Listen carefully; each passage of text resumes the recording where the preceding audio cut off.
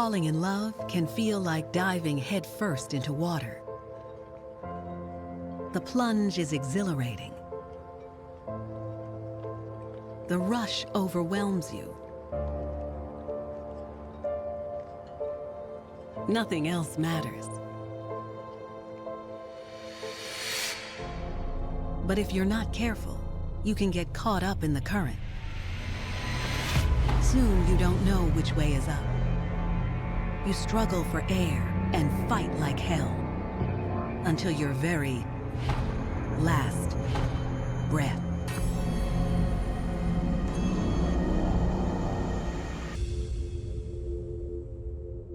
New Orleans, Louisiana. It's here that the muddy Mississippi River snakes its way into the salty brine of the Gulf of Mexico, where boats and barges begin their journey to busy ports. This intracoastal waterway often looks calm, peaceful, but looks can be deceiving. The call to 911 came in from a man who was using the intercoastal. New Orleans police operator 227, where is the emergency? Yes, I was headed westbound to the intercoastal waterway. I'm on the boat for somebody that's dead first in the water. They floating face down. Are you gonna be there? Yes, I'm standing up looking at it here.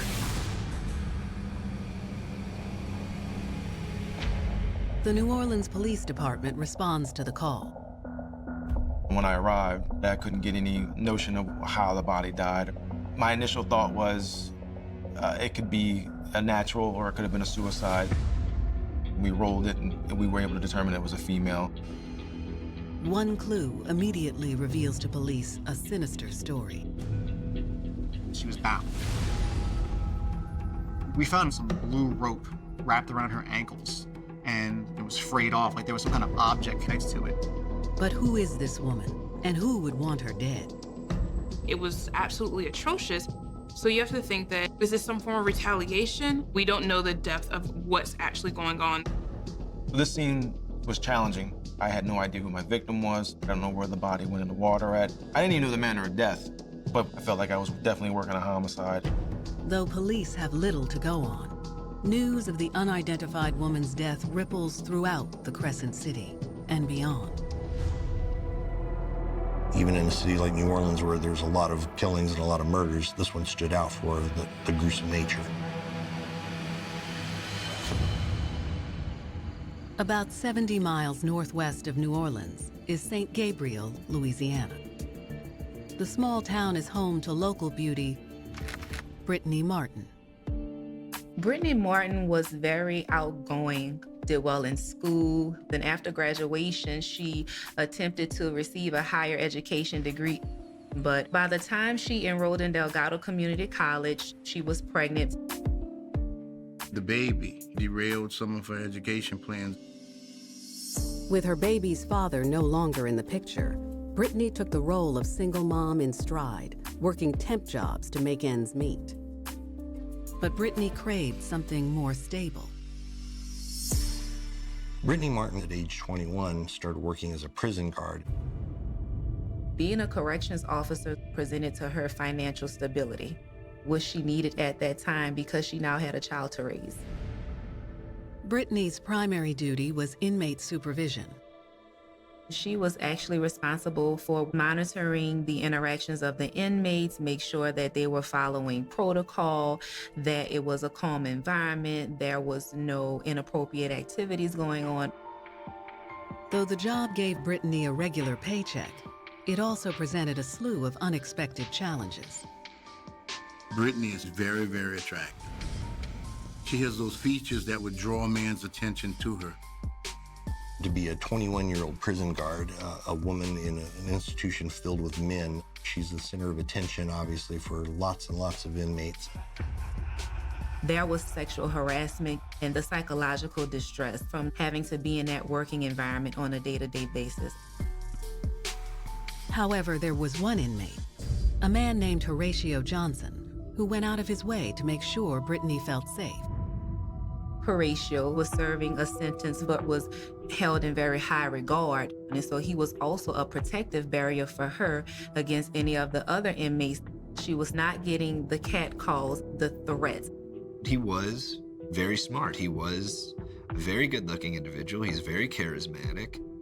He didn't come off as your average criminal or what we want to think about as your average criminal. But underneath Horatio's charm was a man with a vicious criminal history. He had gone to prison for manslaughter. The facts of that case are disturbing. Horatio waited for somebody to come in the area, and he jumped out, shot him in the face with a shotgun. Despite Horatio's history of violence, Brittany soon developed feelings for him. Small talk develops into conversation. You're getting to know them, they're getting to know you, and then the longer you're there, the stronger those bonds become. It makes you feel good, and it makes you want to like them back. Eventually, prison officials caught on that there was something going on with the two of them, that there was an illicit relationship taking place. They found letters and pictures in Mr. Johnson's possession from her to him. And she was given the opportunity to resign without having to go through an administrative process. Brittany may have quit her job at the prison, but her feelings for Horatio only grew stronger. Brittany planned her future with him, saw him as the man that she wanted to help raise her son and to have her own family with, and a house and a white picket fence. She adored him. He made her feel good about herself. She was in love with Horatio. She was head over heels over this guy. When Horatio was paroled 4 months later, Brittany was right there waiting for him.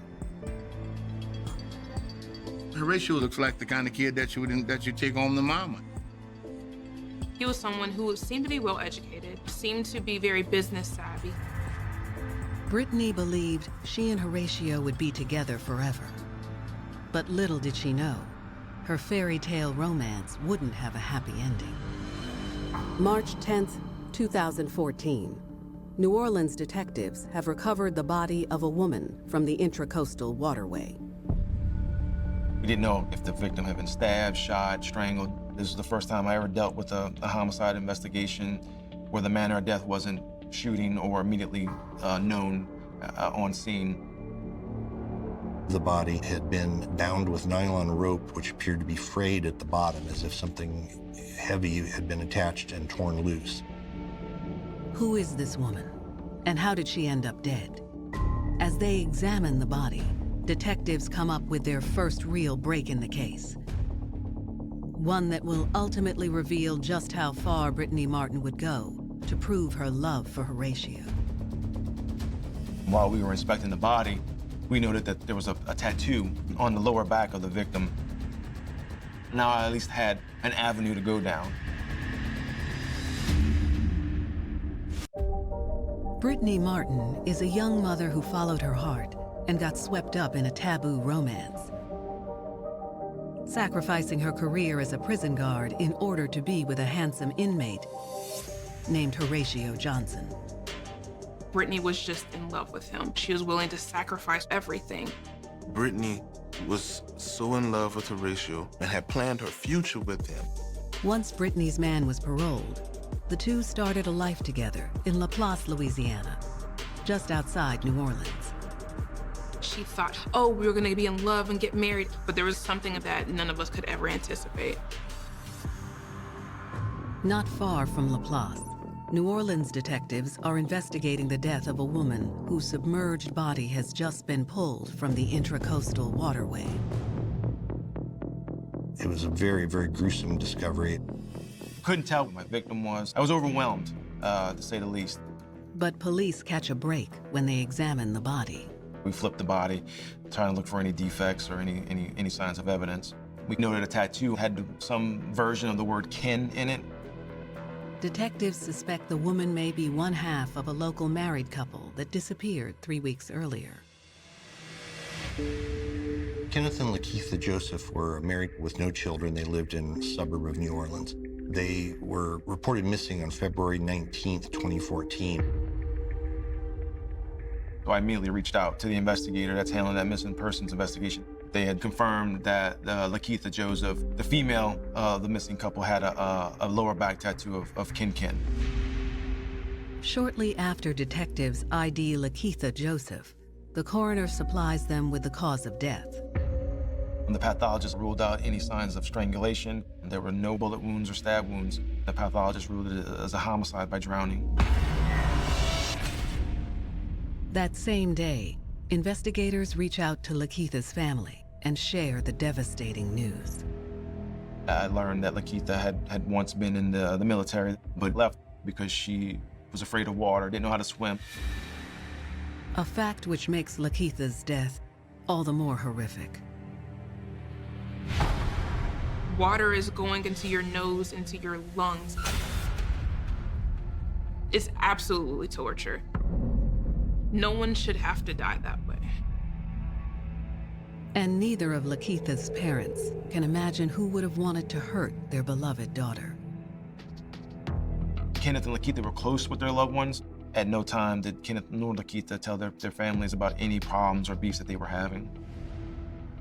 In fact, Lakeitha and Kenneth were inseparable. So where is her other half? The Josephs were reported missing by family members who became concerned because they had borrowed a van that they had not returned, which was very unusual for them. Back at the station, detectives turned their attention to the van that Lakeitha and Kenneth borrowed but never returned. The van pops up in Atlanta at a motel parking lot, and they got with Atlanta police to process this vehicle for blood evidence, DNA, anything they could find. The van had been cleaned prior to it being discovered, but they noted that a large area of blood or suspected blood in the back of the van. The blood tested out to be a mixture of both Kenneth and Lakeitha, so they knew that the couple had been transported in this van at some point and certainly had been injured.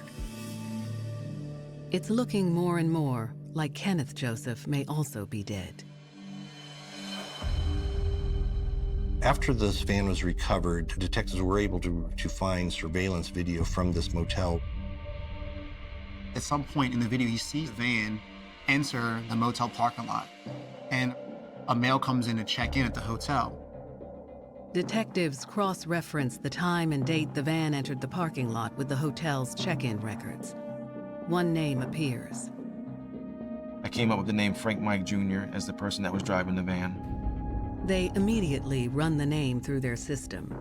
Frank Mike had a series of arrests and run-ins. He was actually on probation at the time for drug dealing. We found out that Frank Mike has a house in New Orleans East. But before detectives can make contact with Frank Mike Jr., another body is found floating in the intracoastal waterway.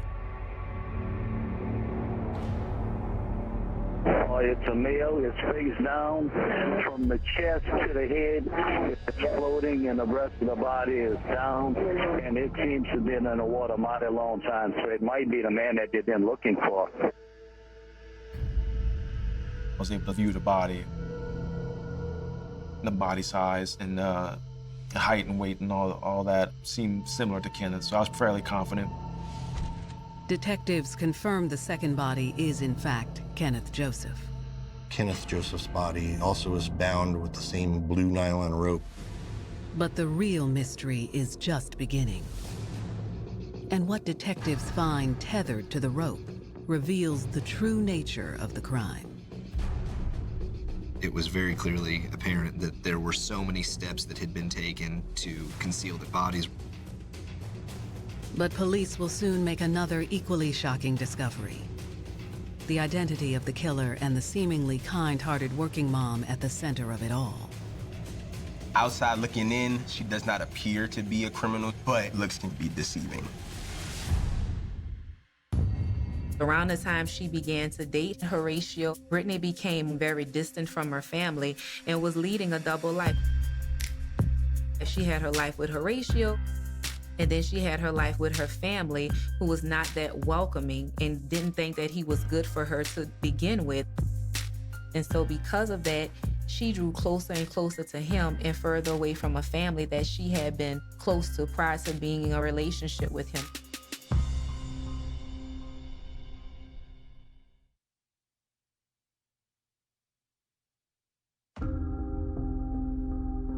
25-year-old former prison guard Brittany Martin found the man of her dreams in recently paroled felon Horatio Johnson. Brittany was very, very madly in love with Horatio Johnson. But the true nature of Brittany and Horatio's romance is about to be revealed, along with the gruesome lengths Brittany was willing to go to in order to prove her love for him. It starts when investigators recover Kenneth Joseph's battered body from the same murky waterway where his wife Lakeitha was found 12 days earlier. This murder definitely stood out as an unusual kind of story, just for the very brutal nature of the killings, the mystery of what had happened to this couple, who possibly could have done this to them, and why they would do it in this manner. As they look over the body, police learn why they didn't find Kenneth sooner. His feet were bound with blue rope, same as Lakeitha, same style, same color, same texture of rope. But his body was tied to a 35-pound kettlebell. We pretty much ascertained that Lakeitha most likely had one also, and it frayed off in the water, and we pretty much figured those kettlebells used to weigh the bodies down so they would be undiscoverable by police. It appeared to police that this was a very personalized kind of killing. Both people were still alive when they were actually dumped into the water. With Kenneth's body now identified, detectives turn their attention to Frank Mike Jr., the man spotted in surveillance footage, driving the van that the Josephs borrowed the night they disappeared. I met with Frank Mike. He had come down on his own accord and agreed to meet with me. You're doing the right thing by coming to us. I'm telling you that right now. Frank Mike Jr. is surprisingly open with detectives. I'm telling you, I went over to cut my bread, and the van was there. He essentially tells me that he noted there was a van parked in the backyard. He didn't know who the van belonged to, he thought it was strange, but he immediately knew to call his nephew, Stephen Bradley. Call him, I'm like, what's up with that van, dude? He's like, oh man, you know he's pulled something off. Stephen Bradley told Frank Mike we'd pulled off a little move in this van that meant that they'd either robbed somebody or something had happened. Mike knew his nephew was involved in armed robberies and things of that nature, so he didn't ask any further questions. Stephen said they had to get rid of this van and get it out of New Orleans. Frank asked Bradley if he could use the van because he had an upcoming trip to go to Atlanta, and Bradley gave him the okay. I asked him to use it for the weekend because I always go to Atlanta by purchase hats, wallets, watches, and I sell this stuff. Frank Mike Jr. tells detectives that it wasn't until he arrived in Atlanta that he realized the vehicle was related to the disappearance of Kenneth and Lakeitha Joseph. I was flipping through the news, and this was on, and I was just looking at it. I was like, this can't be. Frank says at that point, he decided to ditch the van. That's it with me with the van. I wipe my fingerprints off. The thing about the van is that the van's got blood all in the van. Frank Mike claimed that he didn't know anything about there being blood in it.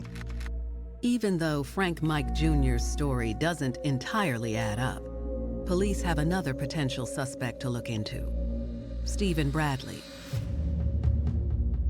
I'm trying to locate Bradley, and I'm still trying to develop more information to go back at Frank Mike to kind of tear down his interview. So I'm at a standstill in my investigation.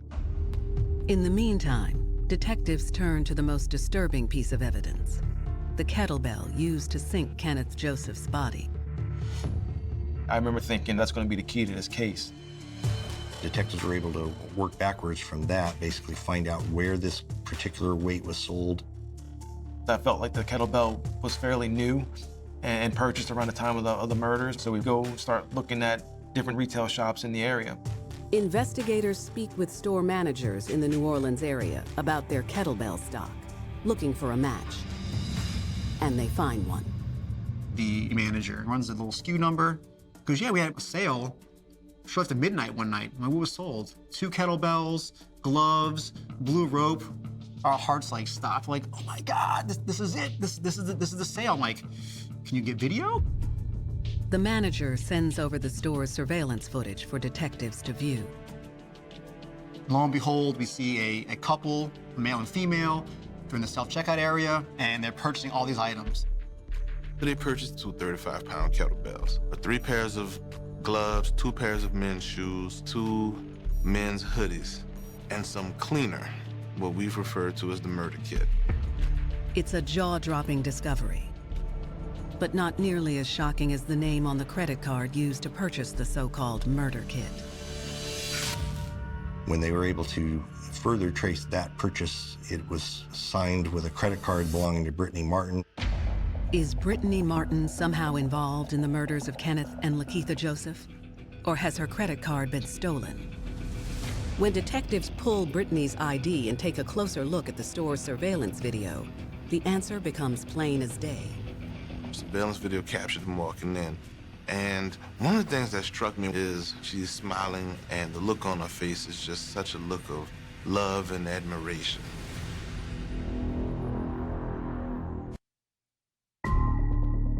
Detectives in New Orleans are investigating the murders of husband and wife Kenneth and Lakeitha Joseph. After tracing the purchase of the so-called murder kit, the kettlebells, blue rope, and other supplies to a local retail store, investigators have come across an unlikely new suspect.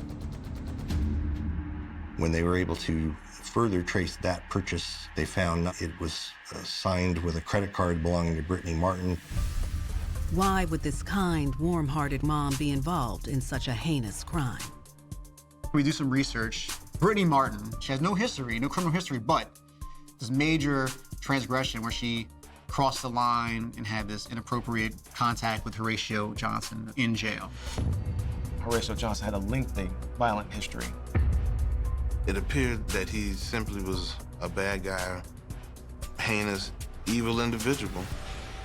Detectives also discover that Horatio has a connection with the male victim.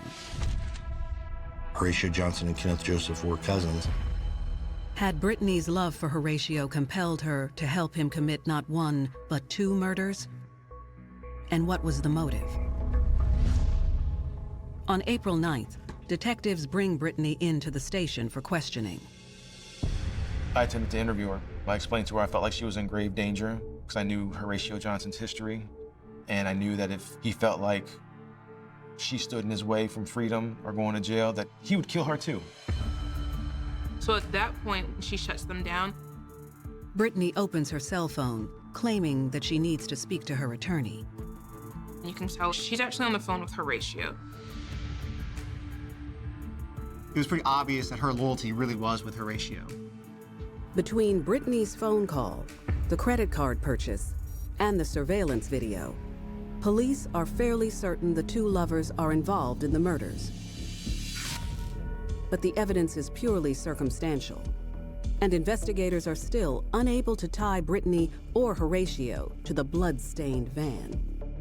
Anything I said to her was just gonna fall upon deaf ears, so she was free to go. Once Brittany is released, detectives circle back to the stolen van and Stephen Bradley's connection to the case. Detectives eventually locate Stephen and bring him in for questioning. Once we got to the interview room, he was willing to talk, and Bradley tells us that he knows Horatio Johnson. When was the last time you talked to Horatio? Man, it's been a minute. Horatio know me from music. My reason for dealing with Horatio is to get heard. Stephen Bradley was a struggling rapper trying to make it. Horatio was promoting him. Bradley said that on this particular evening, Bradley was at a recording studio and Horatio showed up with the van. He was like, man, I need to get rid of this van. So I'm like, man, what's the problem?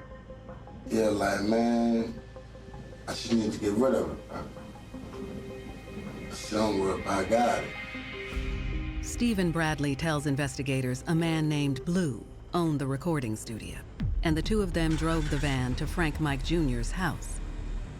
Bradley said they noted what they suspected to be blood in the back of the van. No, like real talk, like I know they had blood in there. Was it on the roof, on the walls? It was on the floor. Detectives press Bradley for more information, but that's all he's willing to say.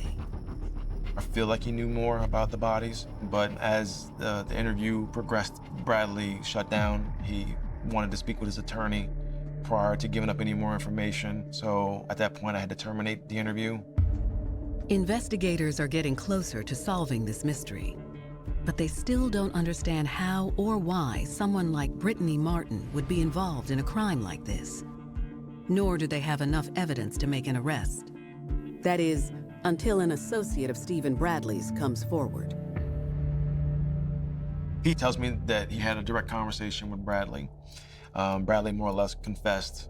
He said, I need to get this off my chest. And then he started telling me what happened. And I was like, I kept saying, I do not want to hear it. I don't want to hear it. According to the witness, Stephen said he was hanging out with Blue at the studio when Kenneth Joseph entered, accompanied by his cousin, Horatio. He said that Horatio hit Kenneth with a chair, then placed the chair on top of Kenneth's throat, and then stood on the chair and then jumped onto his body.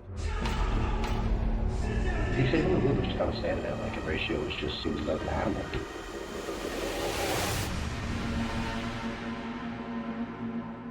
No reason was ever given. Bradley never said that they were asking him questions or yelling at them for any particular reason to give up information. To know that you're dying at the hands of someone that you share blood with, I can't imagine that. Investigators don't need a clear motive for an arrest warrant. They just need evidence. And thanks to the witness's statement, now they've got it. At this point in the investigation, I elected to apply for an arrest warrant for both Brittany and Horatio for the crime of second-degree murder. Based on witness statements, credit card receipts, and surveillance footage, investigators believe 25-year-old Brittany Martin and her boyfriend Horatio Johnson are responsible for the murders of Kenneth and Lakeitha Joseph. From the store video overhead camera, you could see Horatio Johnson handling the kettlebell weights using the sleeve of his sweatshirt. He was being very careful not to leave any fingerprints even during the purchase, which looked very, very suspicious. The receipt had been signed by Brittany Martin, who used her credit card. Miss Martin's walking through the store as if it's another day. She looks like she's the happiest woman in the world.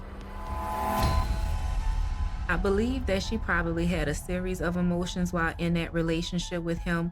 A part of her was afraid of him, but I think a part of it was she loved him. She was willing to do anything for him. He made her feel good about herself. On May 6, 2014, nearly 2 months after the deaths of Kenneth and Lakeitha Joseph, police obtain arrest warrants for both Brittany and Horatio. Once the arrest warrants were signed, Horatio and Brittany turned themselves in. But even after turning themselves in, neither Brittany nor Horatio will speak to police. Horatio, please don't make this more difficult than what it needs to be. All right, so don't try to force me.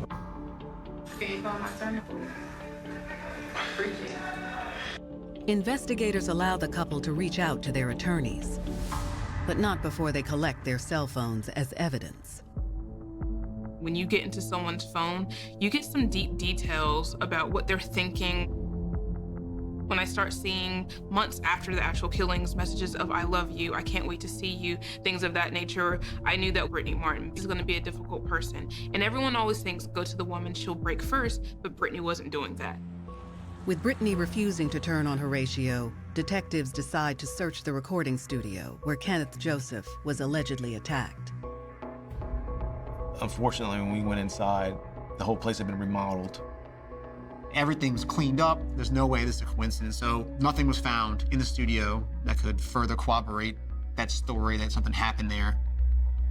Detectives attempt to find the studio's owner, the man known as Blue. We had an arrest warrant for him, but we can't seem to find him. By all accounts, he left the country. With Blue in the wind, detectives obtain an arrest warrant for Stephen Bradley. But like Brittany, Stephen refuses to play ball. He said, "I want to be able to go into jail holding my head high. I'm not a rat." He refused to speak. I'm done talking, man. I'm done talking. Police arrest Frank Mike Jr., who also stonewalls them. Nobody was talking to the police. Not one person. Not Brittany, not Frank, not Stephen Bradley. not Horatio Johnson. We knew we had a very difficult case. In order to be able to piece together what happened and be able to prove our case beyond a reasonable doubt, we needed somebody from the inside. That's when detectives come up with a plan they hope will turn Brittany Martin's undying loyalty to Horatio Johnson on its head. It involves Horatio's uncle, who lives in Texas, and a visit Horatio and Brittany paid him shortly after Horatio was paroled.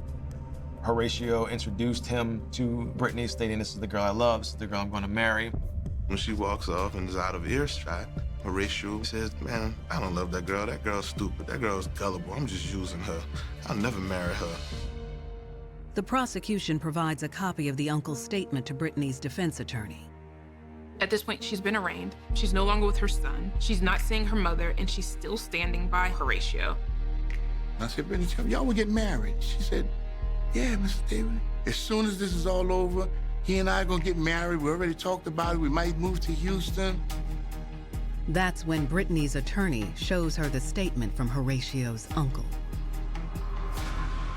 So she picks up the report and she starts reading.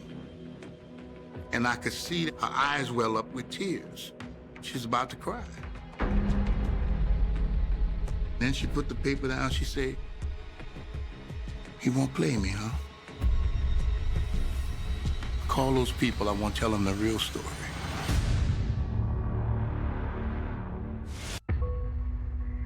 The breaking point was when she realized Horatio didn't love her back. Brittany's lovely, she's an intelligent woman, she's a beautiful woman, but the moment she found out he didn't actually love her, that's when everything broke.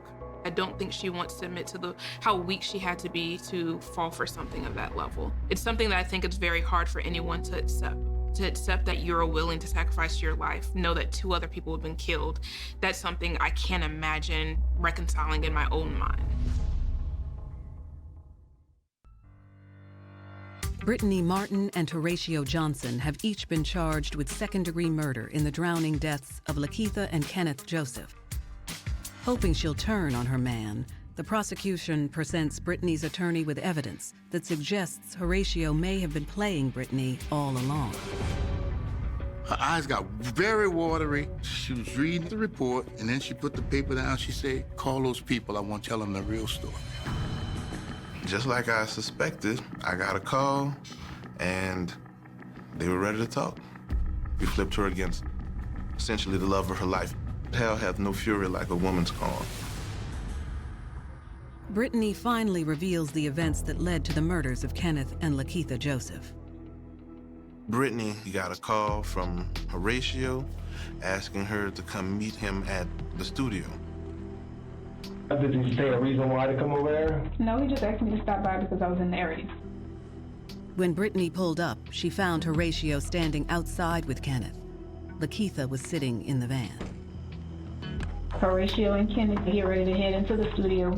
Horatio asked me to go and speak with Lakeitha, to go introduce myself to her and talk to her for a while.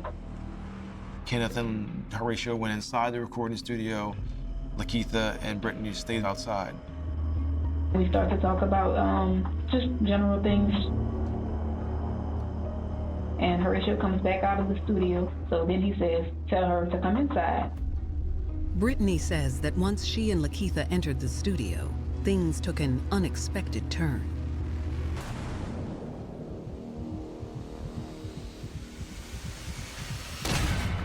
Brittany sees Horatio grab his cousin's wife, put her in a chokehold. He was choking her, and I started to kind of scream. Then I got out of the studio.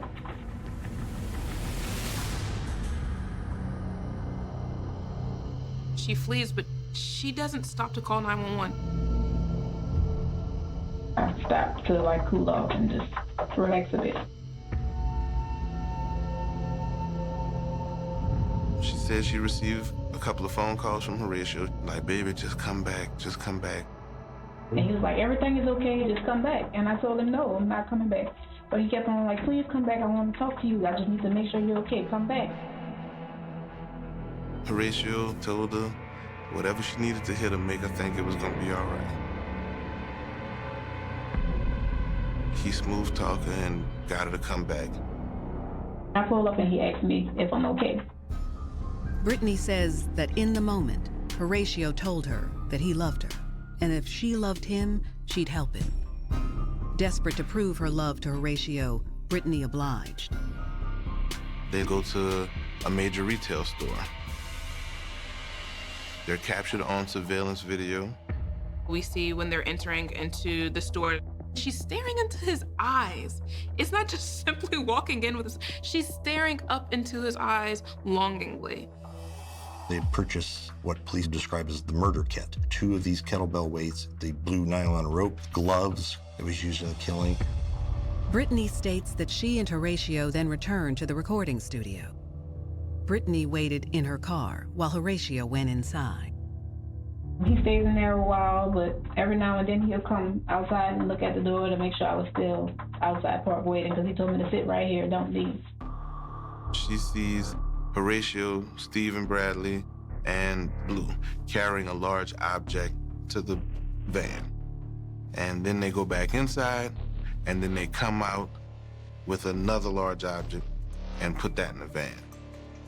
From your vantage point, could you tell me what those items were? I couldn't see, but I know it was definitely heavy. Detectives surmised that these objects were the Josephs, who had been beaten unconscious. They get the bodies from the recording studio. They say, hey, come and get in the car. And Horatio's like, you gotta be stupid, I'm not riding with those bodies. Brittany claims that at that point, Stephen Bradley and Blue drove away in the van. Horatio got in the car with Brittany and told her to follow them. Brittany says she follows that van from Metairie into New Orleans, out towards Chalmette. When they pulled up on top of the bridge, Horatio told her to stop the car. And he got out of the car, went to the edge of the bridge, up over the bridge. He stood there for a while. Based on Brittany's statement, prosecutors believe Stephen Bradley and Blue dumped the bodies of the Josephs off the bridge while Horatio looked on from a distance. He's there, but he doesn't dump them. Horatio involves himself just enough and makes other people play a special role. We had doctors who testified that they died from drowning. So to spend your last moments, your last waking moments underwater, tied up across from somebody that you love, and you can do nothing, that has to be one of the worst ways to die. It is incredibly frightening. Brittany says that a few minutes later, Horatio got back in the car and they continued driving. He told me to flick my lights. The van was like waiting for him. The van starts up, they go off first, and I was behind him. Brittany's statement allows prosecutors to move forward with their case against Horatio Johnson. And on August 22, 2017, his trial gets underway. Brittany was still in love with this person, but I think she decided to just take a stand against Horatio. And so Ms. Martin testified. Horatio Johnson was found guilty as charged of second-degree murder. He was ultimately sentenced to a mandatory life sentence plus 60. Stephen Bradley and his uncle Frank Mike Jr. are both convicted of obstruction of justice. Stephen Bradley is currently serving a 35-year prison sentence. Frank Mike received 9 years in Department of Corrections.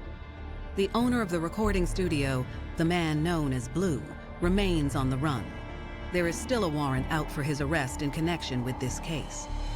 As for Brittany Martin, in exchange for testifying against her man, she is given a 10-year sentence for obstruction of justice.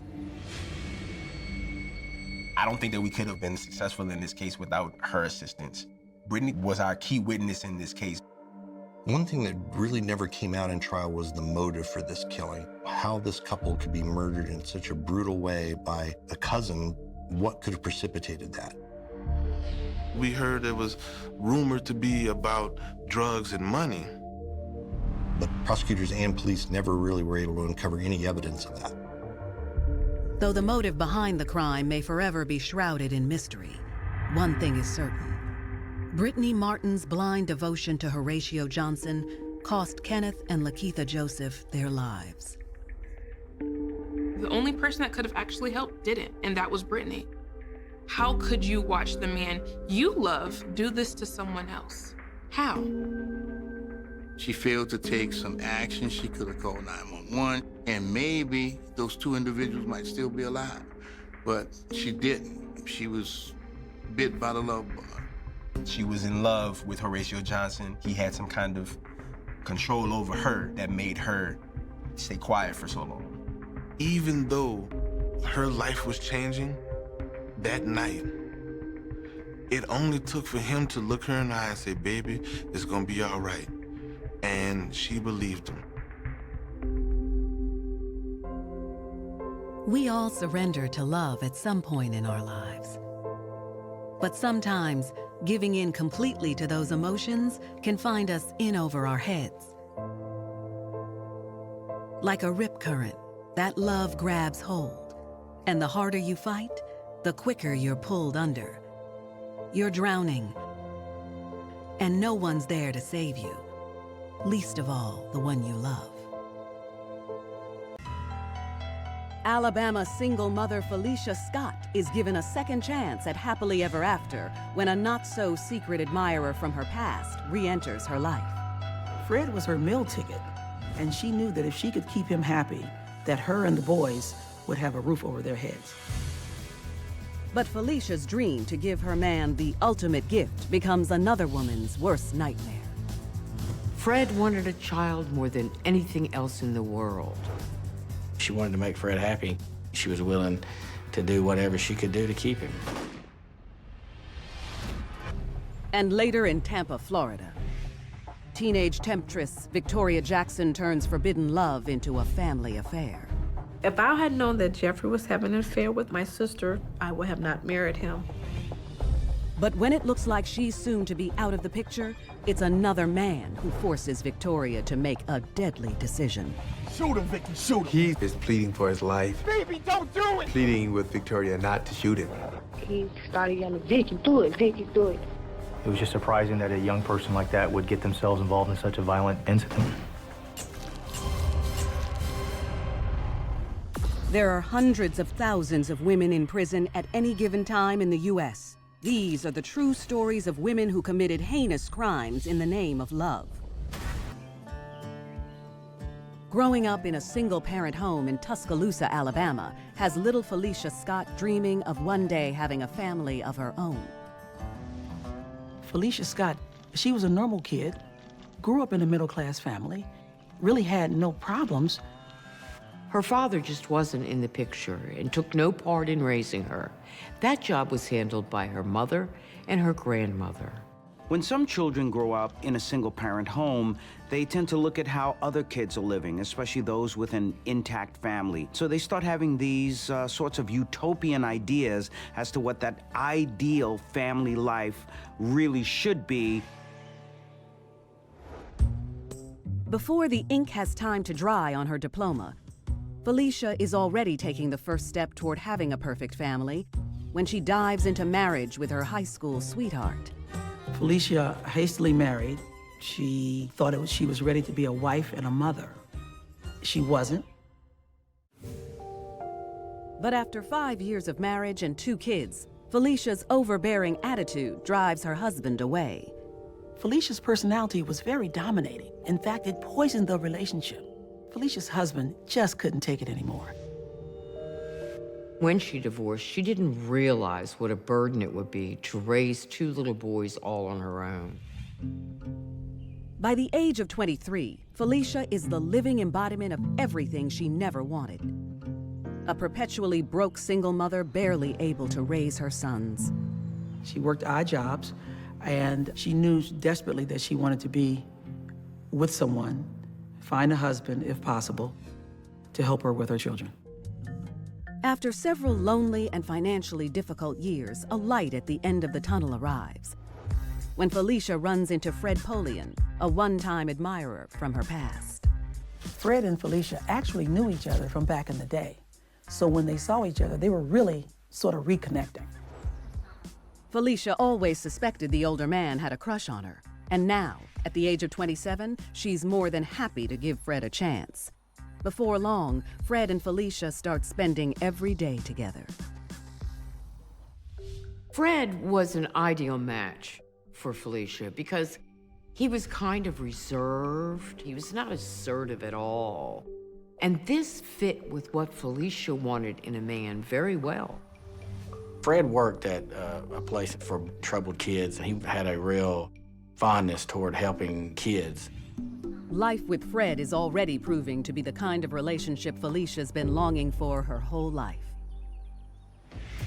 In their first year of dating, Felicia and Fred move in together, and Fred wants to take the relationship to the next level.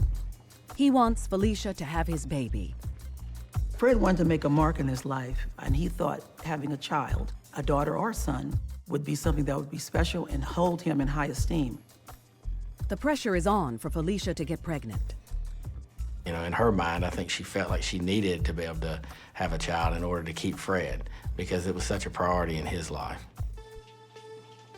The two waste little time trying. Fred couldn't keep his hands off of her. He was all over her every day. Nearly every day, Fred asked Felicia, "Are you pregnant yet?" She felt the pressure because every time he asked that question, what she heard was, "You're about to be on your own again."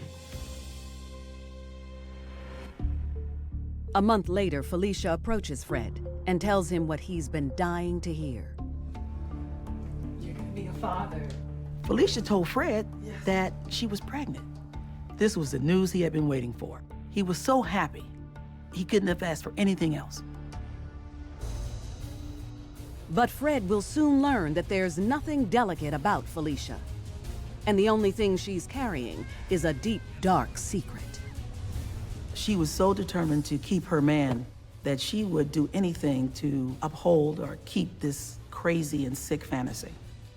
The desperate person does this, a person who feels like they have no other options.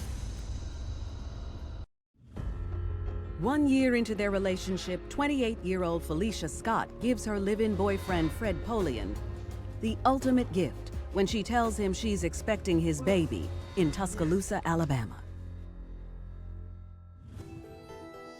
Felicia knew that part of the bargain for getting Fred to take care of her was that she had to give him a baby. When Fred heard the news about her pregnancy, he was speechless. He was so excited. But Fred's excitement will be short-lived if he ever finds out Felicia's secret. Felicia had had a hysterectomy earlier in her life, so she knew from that point forward, she could not have a child. But Felicia needs to find a way to keep her pregnancy lie going. Come in. And when an opportunity presents itself in the form of her boy's babysitter, 17-year-old Carithia Curry, she jumps on it.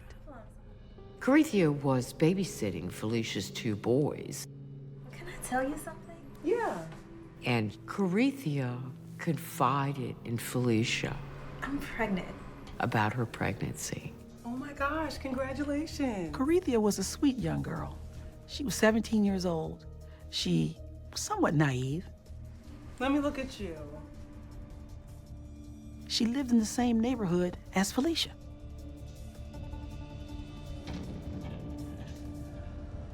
Now that Felicia knew Carithia was pregnant, she could match the timing of her fake pregnancy with Carithia's real one. Felicia wastes no time setting her devious plan in motion. Felicia told people that she was having morning sickness. She didn't wear maternity clothes. She didn't swell up. She talked about, you know, the fact that she didn't have a big belly, but that she carried her weight in her behind. Fred was either the dumbest person for not realizing she wasn't pregnant, or he was the smartest person for helping her cover it up. Fred never had a child before, so he didn't know what to expect with respect to a pregnancy. So he just went along with whatever was happening at the time. The clock is ticking. Felicia has less than 9 months to deliver Fred a baby. Where are the boys? Oh, they're at one of their friends' house just playing. I really just want to be able to spend time with you. Okay. So how's she doing? The now 29-year-old spends months playing the role of the naive teenager's best friend. She feels like she's gonna be big. Felicia started spending a lot of time with Carithia. They shared stories together about babies, about having a new baby, what the experience would be like, sharing food stories, things of that nature. They were inseparable. And you don't think she's gonna come earlier? Because she seems like she might be ready soon. I'm so happy for you. I really am.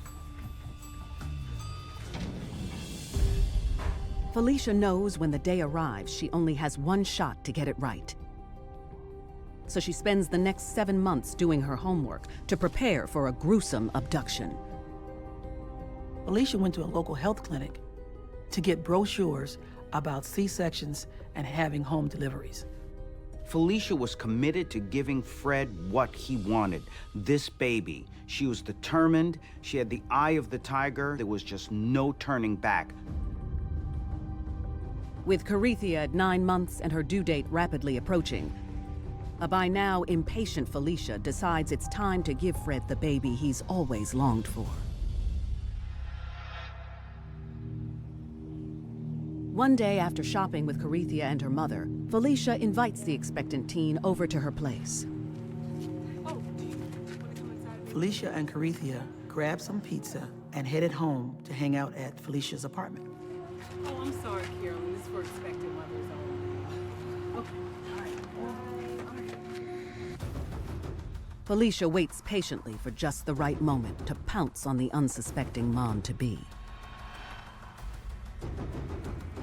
It's an extreme plan, but she would do practically anything to please her man. And later, in Tampa, Florida, Victoria Jackson must make a deadly decision between her married lover and her boyfriend of 2 months. He is still bound with the shoestrings in front of his body. They tell him to get in the van. Victoria gets into the driver's seat. They pull to the side of the road, and now she's holding the gun. Victoria wasn't willing to give up the relationship, even if it meant armed robbery, murder, and kidnapping. In Tuscaloosa, Alabama, after almost 9 months of waiting, 17-year-old Carithia Curry is all that stands in the way of 29-year-old Felicia Scott's dream of giving her man the one thing he wants most, a baby. Felicia planned to fake her pregnancy until Carithia was 9 months pregnant. With her boys upstairs sound asleep and Fred working late at the home for troubled kids, Felicia knows it's now or never. She was cold, calculating, brutal. It was a surprise attack. Felicia shot Carithia in the back of the head. Her body dropped and fell directly to the ground. Carithia's down, so Felicia turns her attention to delivering the baby. Felicia's so determined in what she's doing that she's throwing caution to the wind. She's on autopilot. She's a robot. She's separating her emotions and her feelings from actually what she is doing, this heinous crime. Felicia can't make a mistake or she will never be able to please Fred, and this is all for him. It's time to put all she's learned about C-sections to work. Felicia grabbed a razor blade and she cut Carithia from her neck down to her groin. She had only 7 minutes or so before that baby could go critical because of lack of oxygen. So she was moving as quickly as she could. Then suddenly, things went wrong. While Felicia was cutting Carithia's abdomen open, she realized that Carithia was still alive. Felicia had to do something, and what she did was horrific. She shot Carithia again in the head. As Carithia bled out, Felicia continued the home C-section. With the newborn finally in her arms, Felicia basks in the glow of success of her sinister scheme. The baby survived the delivery. She was a healthy baby girl, breathing on her own without any complications. Fred's due home from work at any minute, so Felicia rushes to clean the bloody scene and get rid of the body. Felicia was on her hands and knees, cleaning up all the blood, scrubbing the floors, and throwing everything in the trash. Corethia's body was placed inside a green garbage can. The top was put on it, and it was sealed up with duct tape. Felicia drags the garbage can out of the house and puts it in the trunk of her car, only moments before Fred comes home.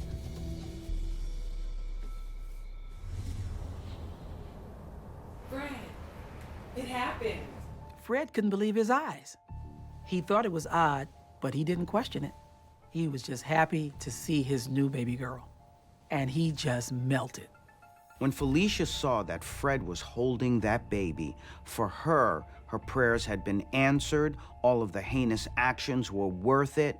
She was a mother to this child for Fred, and mission accomplished. She was in nirvana. His reaction leaves no doubt in Felicia's mind that she's done the right thing, but there's still something she needs to take care of. Felicia pointed out to Fred that there were lots of bloody towels and sheets that needed to be disposed of, and they were in the trash can. And she wanted him to take that out right away and just get rid of it. Happy to do anything for the woman who's just given birth to his daughter, Fred dutifully follows Felicia's instructions and dumps the trash bin in a ravine 50 miles away. Fred never asked any questions about it, but he took the trash can out of the trunk of the car and let it roll down the ravine. Fred didn't have any reason not to trust Felicia. Then everything she did was pretty much perfect, and I assert that he really wanted to believe. With the evidence disposed of, Felicia focuses on Fred and their new baby, who they name Kiyomi.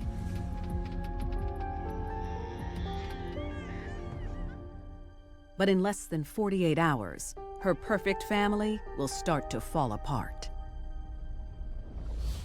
Corethia's mother called the police and was reporting her child was missing and had every reason to believe that Felicia Scott had something to do with it. She tells them how the three went shopping, and then Felicia and Corethia split off for dinner at Felicia's. The only information she could give police was that the last person she saw her daughter with was Felicia. 2 days later, with Fred at work, the police pay Felicia a visit. Felicia Scott? Yes. Where would the police She answers the door, cradling a newborn. She's mine. It was a miraculous home delivery. Oh, wow, okay. Okay, so have you been to the hospital? She told us that she had a at-home birth at her sister's, which would have been in Birmingham. She's only a few days old. At this point, she produced paperwork that showed she had been, in fact, to Cooper Green Hospital. Are you familiar with the Felicia doesn't miss a beat when asked about Corethia Curry's whereabouts. You know Corethia? I know Corethia, but she and her mother fought a lot. Corethia probably ran off again. Felicia said it was very possible that Corethia had just run away because of her unhappy home life. Thank you. On the way back to the station, Detective Hearing calls around to check out her story. They decided to call the Tuscaloosa Health Department. Once they got in touch with the health department, they realized that Felicia had actually had a hysterectomy. At that point, it became real. We realized that we needed to locate Felicia immediately because obviously this wasn't her baby. Within 24 hours, detectives trace Felicia to her father's home in Norcross, Georgia. Went inside the residence where I saw Felicia Scott laying on the couch with the baby on her chest. Got the baby. Why are you taking my baby? I didn't do anything. Down on the ground. Felicia stated to me that Corethia had given her that baby, that it was Corethia's baby, but that Corethia didn't want it, wanted her to have it, and that she gave her that baby and that she left that night just walking away. Felicia felt that everything that she had done was worth it. She was okay with it. In her mind, because of love, that trumped her crime. Investigators have no way of connecting Felicia to Corethia's murder without a body, so she's released on bail. But 2 months later, Corethia's body is discovered at the bottom of a ravine near Felicia's sister's house. That same day, Felicia is arrested and charged for Corethia's murder. Felicia Scott never admitted to killing Corethia Curry and never admitted to kidnapping the child. Fred insists he had no knowledge of what was in the trash can. But when he admits to dumping it, he's arrested for kidnapping a minor and is sentenced to 20 years in prison. 2 years later, a jury convicts Felicia of first-degree murder. She's sentenced to life with no possibility of parole. In her own twisted mind, with her own narcissistic needs, Felicia thought that she deserved to have that baby, anything in order to find pure happiness with Fred. In the end, Felicia loses her man and the baby she desperately wanted to give him. I believe Felicia faked her pregnancy to keep Fred. Plain and simple. I think that she knew that Fred wanted a child. I think she was in fear that if he knew she couldn't have a child, that he would go find someone that could. The fact that someone would go through something like this for a man is absolutely ridiculous. How does Felicia live with it afterwards? It's very simple. Felicia is incapable of caring about anyone but Felicia.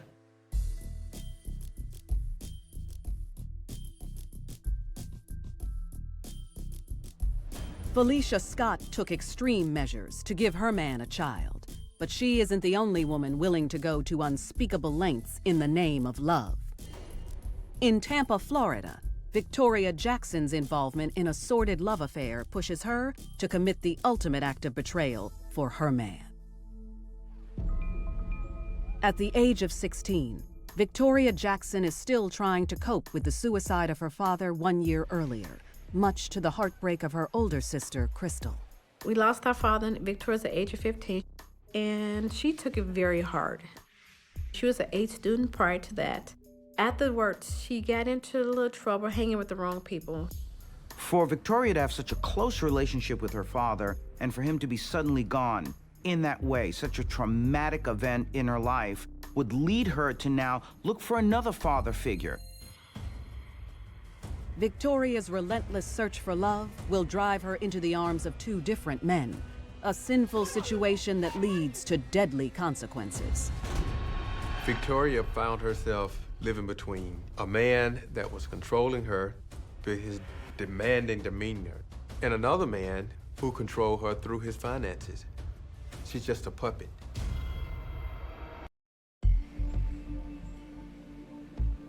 In Tampa, Florida, 16-year-old Victoria Jackson comes out of a severe depression thanks to the new man in her life, 32-year-old Jeffrey Dampier. By all accounts, Jeffrey was a pretty nice guy. But you're talking about a 32-year-old being involved with a 16-year-old that was Victoria's age at the time. So you're talking about a relationship that was wholly inappropriate and, as well, illegal. Jeffrey Dampier was very sweet. He had this glow that would just make you just smile and laugh, and he had a very kind heart. He bought Victoria lavish gifts. He bought Victoria a car. He paid for her schooling. He was very generous with his funds. But not only is Jeffrey robbing the cradle, he's also engaged to another woman, Victoria's older sister, Crystal. I met Jeffrey Dampier at Arkham Skating Rink in Chicago, Illinois. So he came up to the side of the rail of the skating rink and he said, "Wow, will you marry me?" And I said, "This man must be crazy." Jeffrey is a man with $1 million smile and an even bigger bank account. Jeffrey and his ex-wife won the Illinois lottery, and they won $20 million, in which they split it in half and got 10 and 10 apiece. A jackpot which is being used not only to romance Crystal, but also her little sister. The relationship started between the two after Jeffrey started dating Crystal and Victoria was brought into the mix, being that she was a sibling. Victoria was involved in this triangle because it met many of her needs. She had a sugar daddy who took care of her financially, but most importantly, Jeff also played the role of being her father, the father who had tragically killed himself earlier. If I knew that Jeffrey was having an affair with Victoria, I would have not married him, and I had no clue at all. After only 1 year of living together, Crystal and Jeffrey get married. And for Crystal's family, it's like hitting a jackpot of their own. Eventually, he started to support Crystal and her sisters, Victoria and Terry. 2 years into their marriage, the couple moves to Tampa, Florida, to escape the cold of Chicago, and Victoria tags along. Shortly after moving down to Florida, Victoria moved down, and she stayed with us for about 4 months.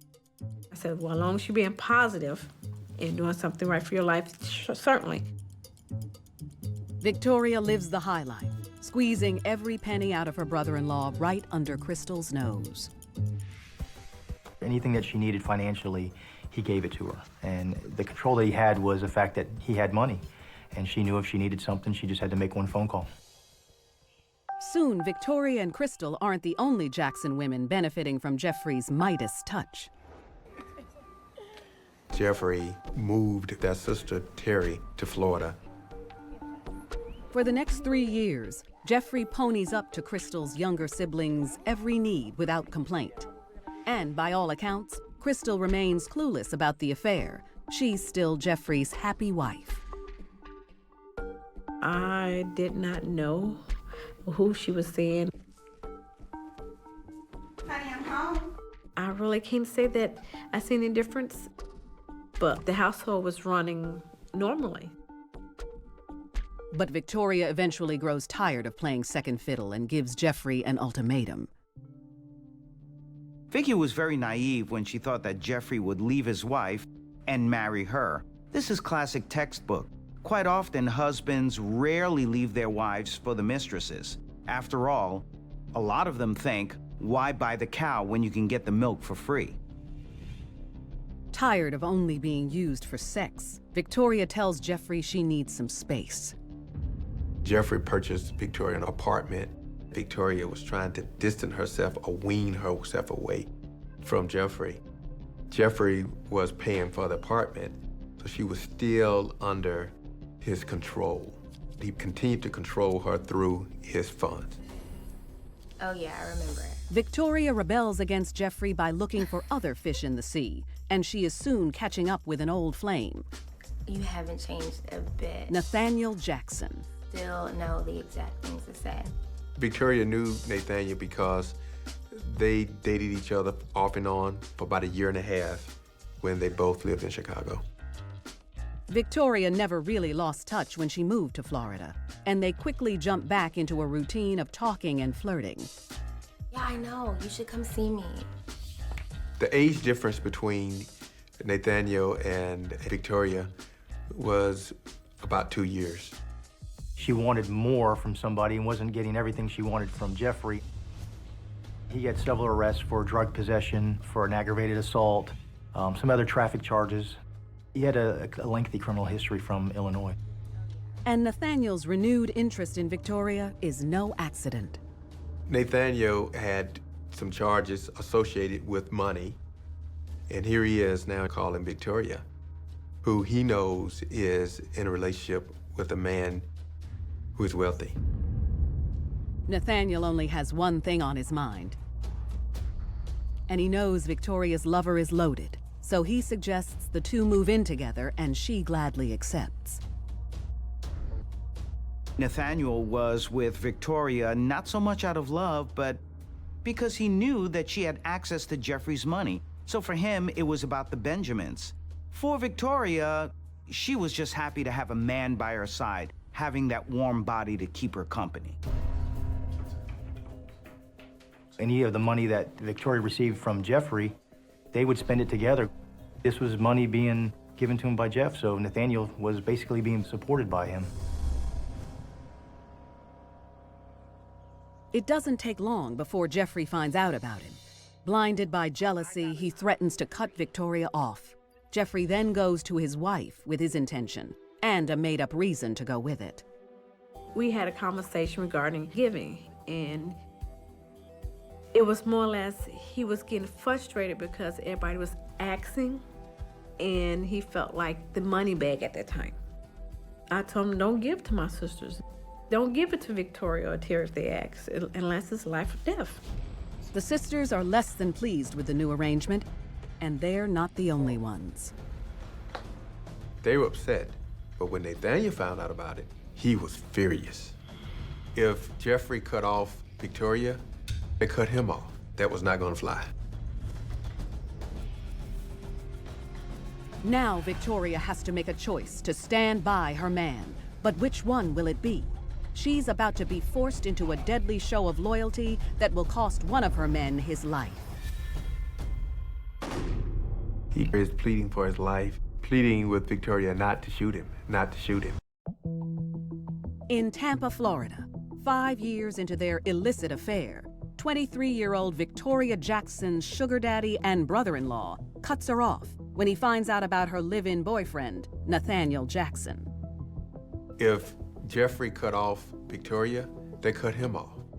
And Nathaniel was not gonna live with that. That was not gonna fly. Call him up and get him over here. Victoria's loyalty now lies with Nathaniel. If Victoria can't have Jeffrey's love, then she and Nathaniel will have his money.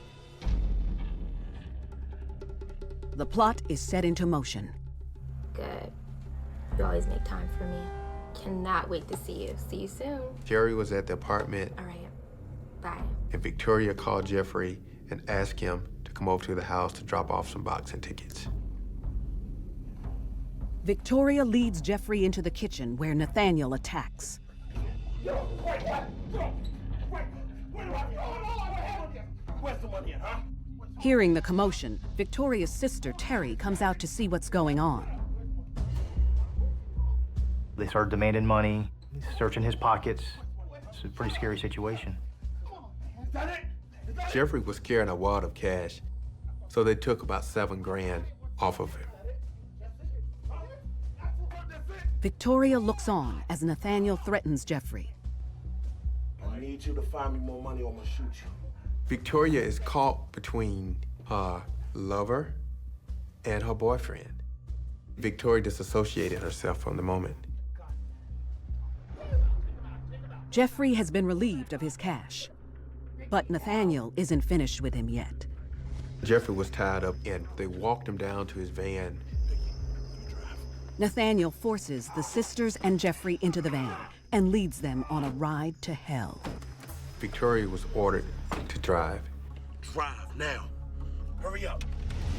It's quite possible that one of the reasons that Victoria took some sort of revenge against Jeffrey was that he had promised to marry her and instead appeared to be leading her on. So when Nathaniel came up with his plan of robbing Jeffrey, Victoria went along with it. So when Nathaniel orders Victoria to drive to the location of one of his business ventures where he plans to empty the safe, she complies. But Jeffrey throws a wrench into Nathaniel's scheme. I don't have any money in the safe in the shop. Jeffrey told them that there was no money in the safe. Nathaniel got upset. Pull over now. Pull over! Victoria was listening to Nathaniel. Whatever Nathaniel tells her, she does it. And Nathaniel is about to tell her to do the unthinkable. Shoot him. Shoot him, Vicky, shoot him. Nathaniel now hands the gun to Victoria and tells her to hold the gun on Jeffrey. Come on! Nathaniel turns the stereo up in the van and then starts to yell at Victoria. Shoot him! Vicky, shoot him. Repeats himself over and over again. Shoot him! At this moment, one can only imagine what was all going through Victoria's head. Do it! Victoria's boyfriend was demanding her to put a bullet in her lover's head. Victoria has a choice to make for her man. Come on, baby. Whichever that may be. Now, think about this. Victoria then grasps the gun with both hands. She put both her hands on the gun, closed her eyes, turned away, and fired. It's a hot summer night in Tampa, Florida. And Victoria Jackson has just been ordered by one man she loves Shoot him. to take the life of another. Come on, baby. This whole incident was supposed to simply be a robbery. At Nathaniel's command, Victoria closes her eyes and makes a deadly choice. Victoria fired a bullet right into the back of Jeffrey's head. Jeffrey dies instantly. Victoria faced a horrible decision. She could have stopped this at any moment. She had that option, but instead, she decided to follow the commands of her boyfriend. After Victoria shot Jeffrey, all three jumped out and ran separate ways. At 9:30 p.m., a neighbor discovers the car still running with Jeffrey's dead body inside and calls 911. 911, what's your emergency? We have a homicide. A van has been abandoned here, like literally just a few minutes ago. A neighbor saw 3 kids get out of the car and take off, and there is a dead body in the car. It's still running. Deputies from the Tampa Police Department respond to the scene and are alerted to a suspicious woman in the area. Terry is actually found along the main roadway, waving cars down, trying to get a ride. One of the deputies were able to detain her for further questioning. Victoria and Nathaniel managed to get a cab to take them to Jacksonville, 170 miles northeast of Tampa. Back at the station, Terry tells police what happened and says she's a victim. Hurry up, quick. Shoot him, Vicky. She's in the back of the van, has no idea what's going on. She got kidnapped too. We put warrants out for the arrest for Nathaniel and Victoria. At this point, we notified the media, and their story was highlighted on several news outlets in the area.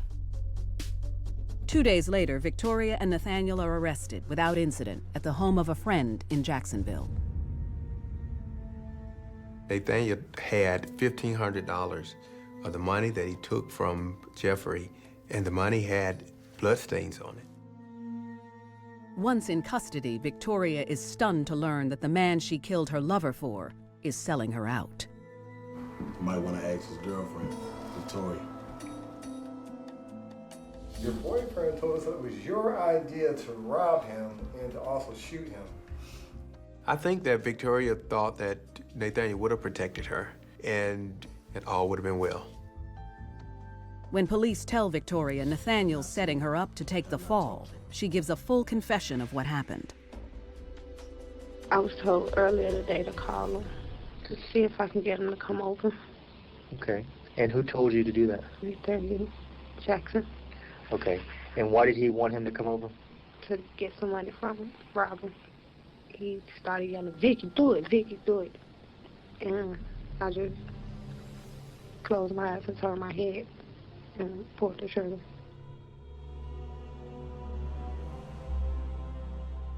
When police allow Victoria to confront Nathaniel, he breaks down and confesses to everything.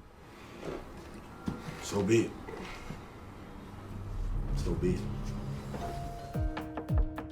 A few hours later, police deliver the devastating news to Jeffrey's wife, Crystal. They come in. They told me that he was shot and killed. I'm sorry. No. At the time, I lost it. And the kids heard me, and then they came out, so the house got up in a roar. Already devastated, Crystal is dealt one more cruel blow when she's told the identity of her husband's murderer. My first thoughts when I found out Victoria was involved, I was taken back. I was really confused.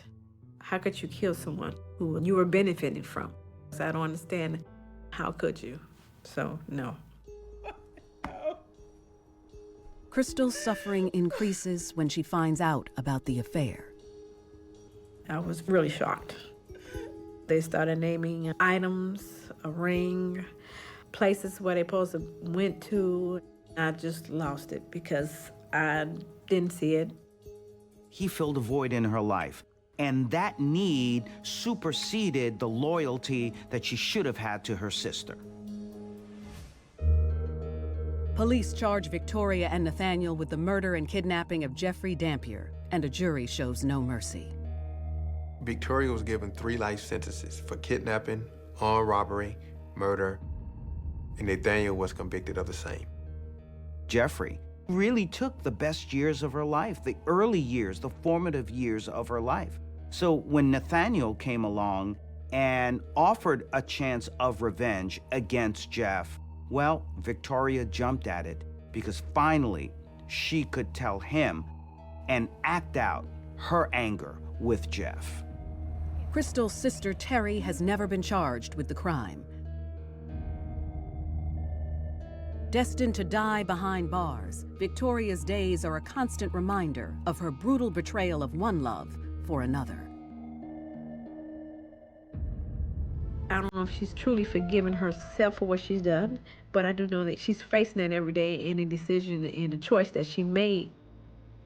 So for Victoria, there was a lot of emotion, a lot of conflict, perhaps some guilt, some anger. All of those things are all boiled into one.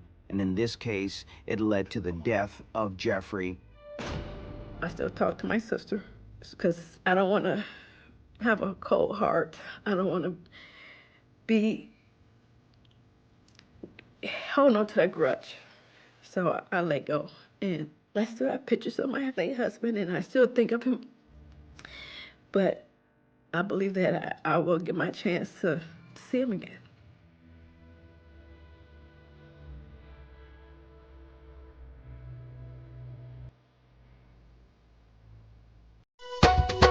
दुनिया दो दिन दी बनावे मौत दमाल दुनिया दो दिन दी दुनिया दो दिन दी बनावे मौत दमाल दुनिया दो दिन दी आए कर तू कुछ ख्याल दुनिया दो दिन दी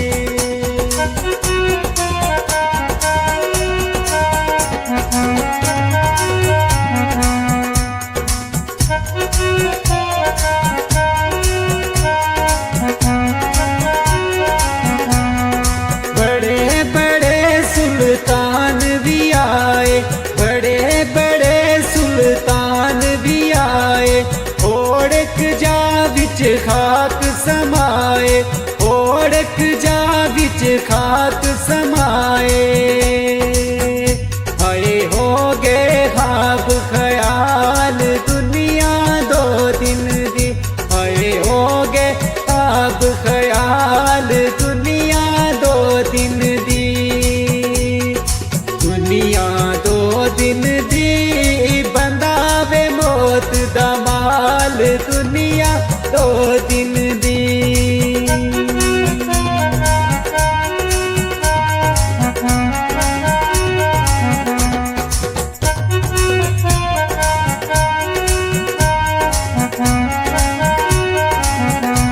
ऊंचे लम्हे महल बना दे ऊंचे लम्हे महल बना दे दगा फरेब ते जुल्म कमा दे दगा फरेब ते जुल्म कमा दे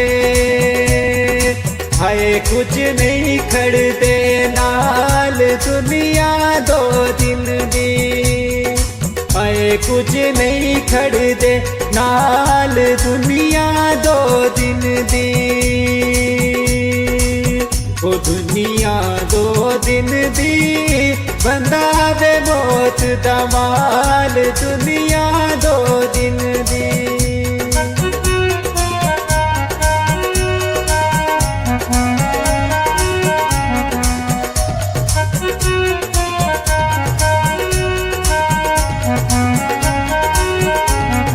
दुनिया देंदी दुख बतेरे दुनिया देंदी दुख बतेरे वीरा कोलू वीर नखेड़े वीरा कोलू वीर नखेड़े आए मावा तू बिछड़े लाल दुनिया दो दिन दी आए मावा तू बिछड़े लाल दुनिया दो दिन दी ओ दुनिया दो दिन दी बंदावे मौत दमाल दुनिया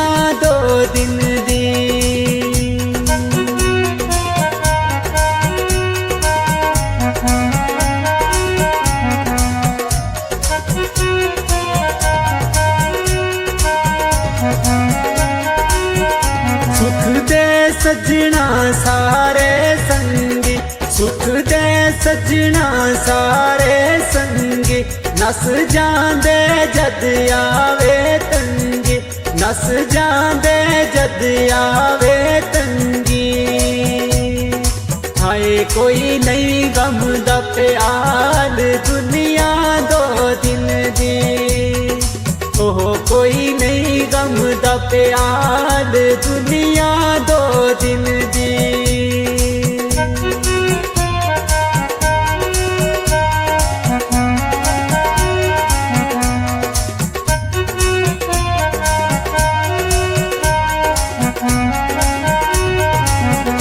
हसना रोना गम लाचारी हसना रोना गम लाचारी अज मेरी कल तेरी बारी अज मेरी कल तेरी बारी हाय कंजरी दी मिसाल दुनिया दो दिन दी हाय कर तू कुछ ख्याल दुनिया दो दिन दी ओ दुनिया दो दिन दी बंदा बे मौत दा माल दुनिया दो दिन दी ओह कर तू कुछ ख्याल दुनिया दो दिन दी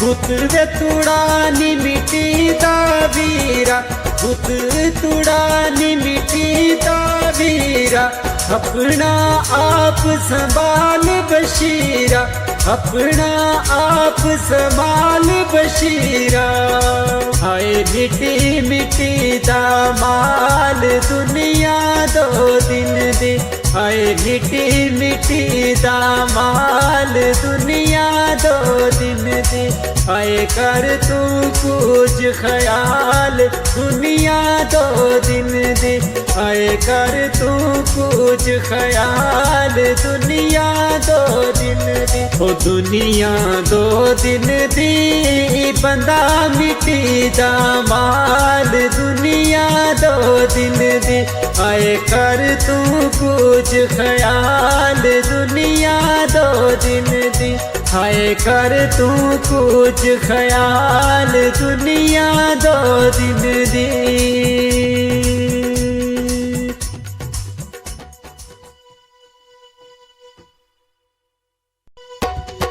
दुनिया दो दिन दी बंदा वे मौत दा माल दुनिया दो दिन दी दुनिया दो दिन दी बंदा वे मौत दा माल दुनिया दो दिन दी आए कर तू कुछ ख्याल दुनिया दो दिन दी